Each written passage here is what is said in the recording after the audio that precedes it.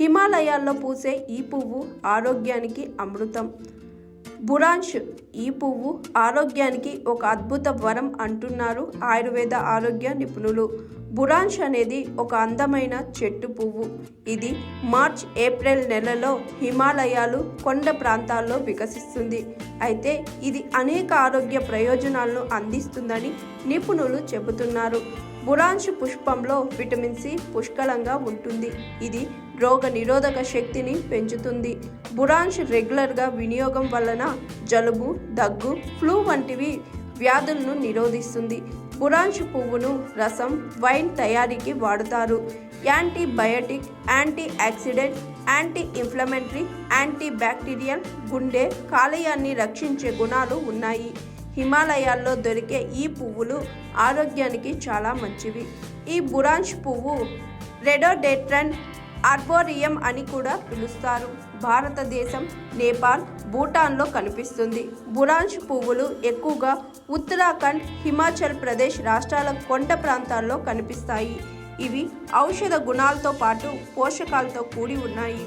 బురాంష్ పువ్వుల నుండి రసం తీసి తాగడం ద్వారా ఎన్నో వ్యాధులకు ఔషధంగా లభిస్తుంది. బురాంష్లో క్వినిక్ యాసిడ్ ఉంటుంది. దీని రుచి అమోఘం మరియు ఆరోగ్యానికి ఎంతో మేలు చేస్తుంది.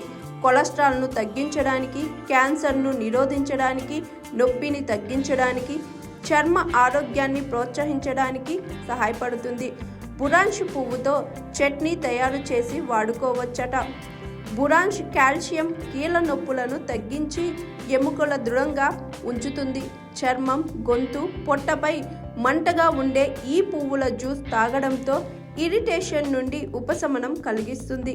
బురాంష్ జీవన లక్షణాలను కలిగి ఉంటుంది.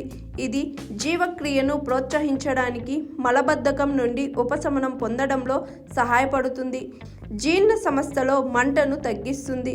బురాంష్ పుష్పం శ్వాసకోశ సమస్యలకు చికిత్స చేయడానికి ఉపయోగిస్తూ ఉంటారు నిపుణులు.